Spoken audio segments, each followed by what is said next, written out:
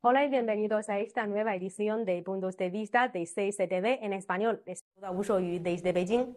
Hoy tenemos el honor de conversar con el doctor Alejandro Díez Hurtado, antropólogo de la Pontificia Universidad Católica del Perú, sobre su visita a China, sobre las elecciones generales de su país, entre otros temas.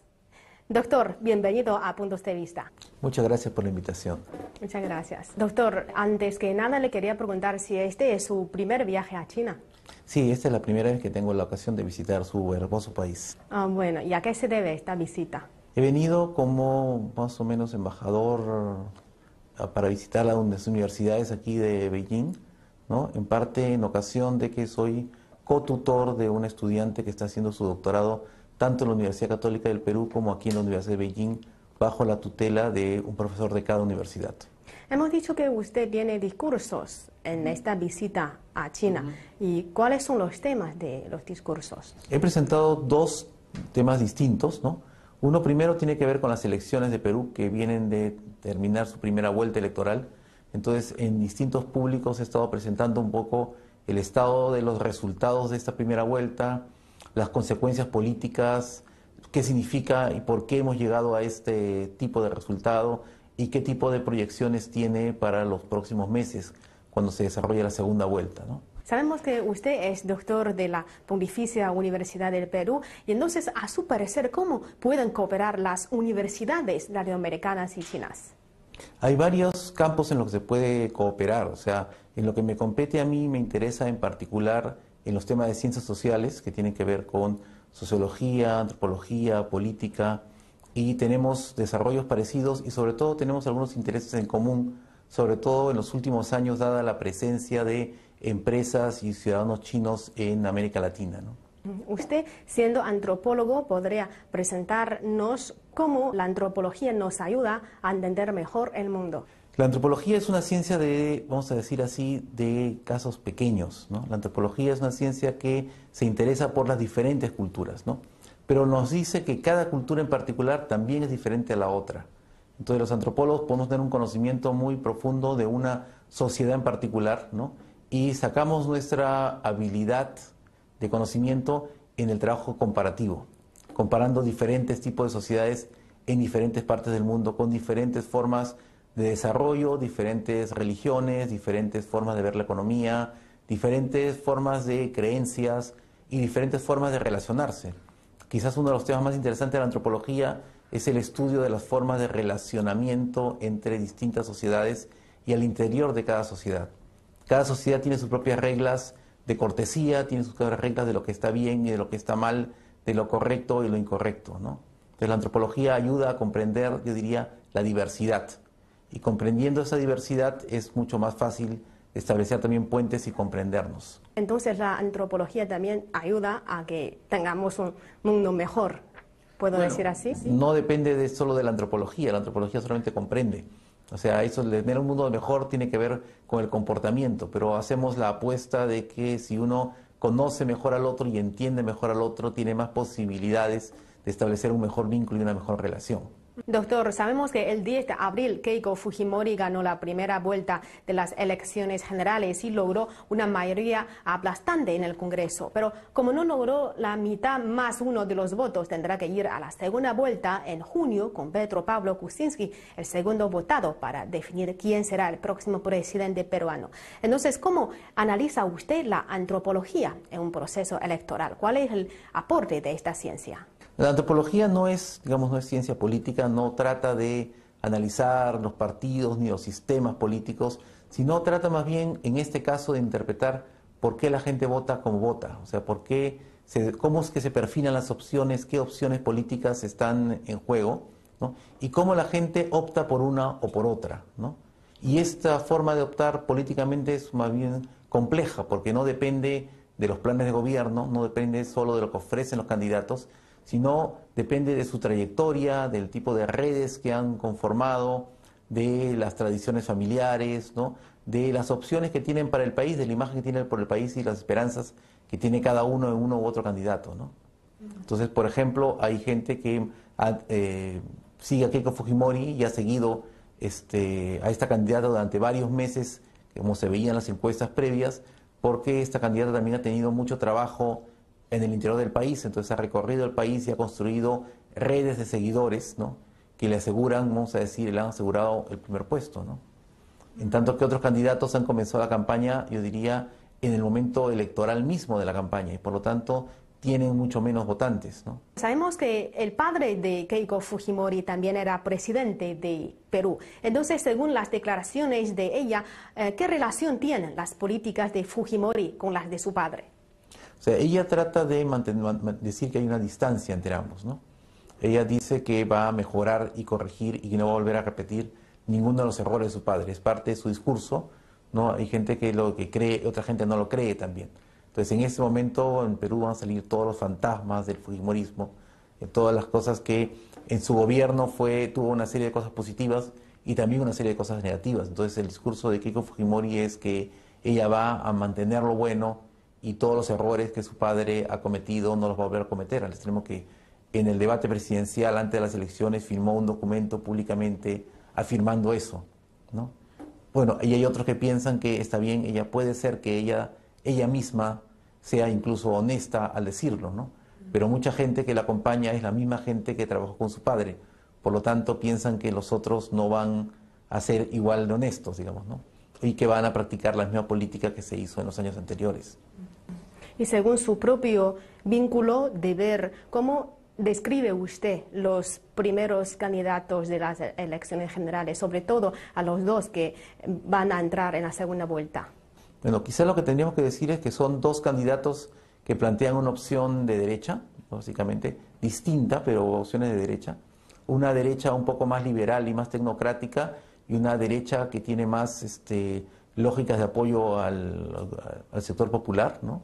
Entonces, ninguna de las dos posturas va a alterar, vamos a decir así, las políticas económicas del país, van a seguir más o menos en la misma línea.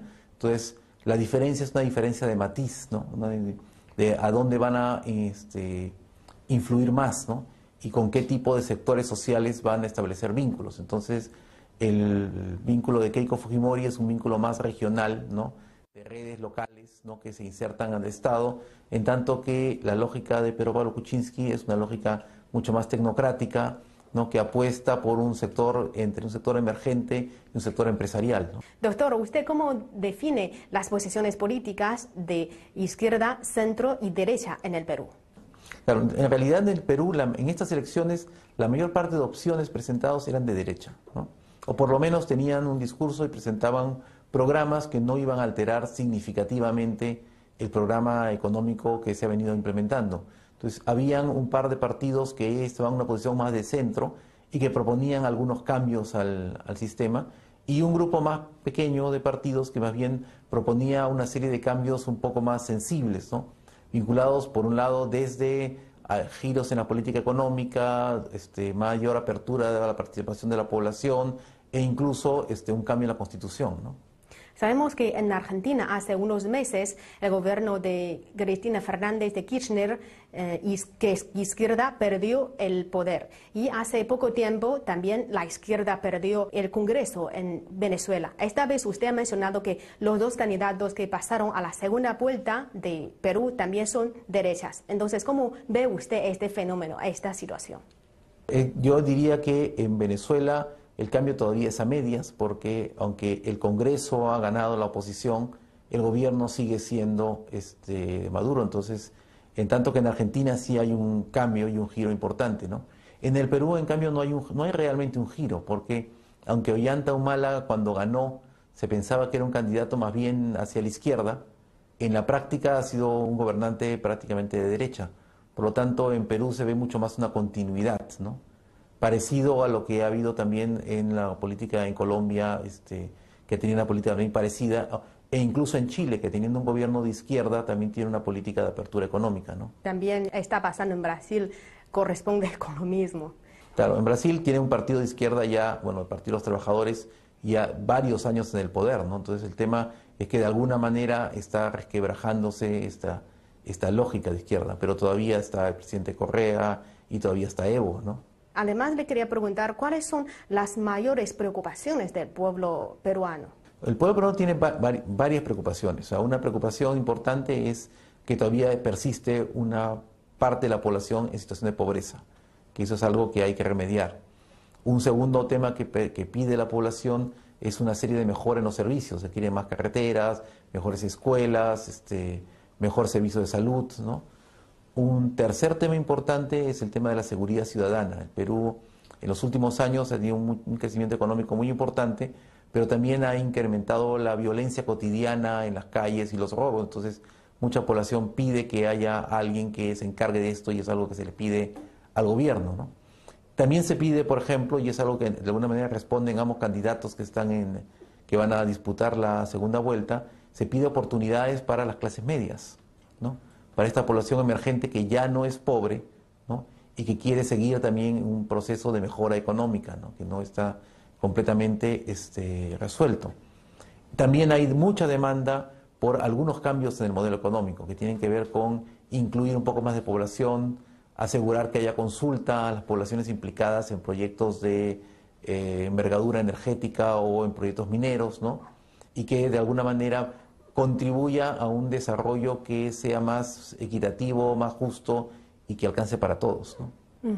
Profesor, sabemos que Perú ha sido uno de los países más vigorosos de la región latinoamericana en el ámbito económico durante muchos años y ha bajado su velocidad también de crecimiento. Sí. Le quería preguntar, ¿qué pasó con el milagro económico del país? Pero yo creo que el milagro económico del país no es solamente un fenómeno endógeno, ¿no? Yo creo que de buena parte el tema del crecimiento de Perú tiene que ver con el crecimiento de la región y con el crecimiento de la economía global, en parte también con el crecimiento de China, ¿no? Entonces, el Perú ha sentido una disminución como la han sentido muchos otros países, ¿no? Y quizás a diferencia de los otros, la disminución en Perú no ha sido tan drástica como otros países, ¿no? Dentro de todo, se pensaba que este iba a ser el año pasado un muy mal año y no ha sido un año excelente, pero no ha sido tan malo, ¿no? Y las expectativas son de que se mantenga cierto crecimiento, ya no a la velocidad que se ha tenido en años pasados, pero se espera que el crecimiento de alguna manera se mantenga, ¿no? Bueno, volvamos al tema de las elecciones generales. A su juicio, ¿cómo influyen las elecciones generales, los medios? Yo creo que mucho. O sea, en este caso los medios han tenido un papel importante de distintos tipos, ¿no? O sea, por un lado han divulgado las noticias y como nunca en estas elecciones ha habido encuestas que eran divulgadas prácticamente cada semana durante el último mes, ¿no? Entonces, y muchos temas apenas ha permitido circulación de información. Ahora, lamentablemente también mucha de la información que ha circulado no ha sido la información, por ejemplo, de los planes de gobierno o de las posiciones de los candidatos, sino de los problemas legales, de algunas historias sobre candidatos y por qué deberían estar o no deberían estar en las elecciones, ¿no?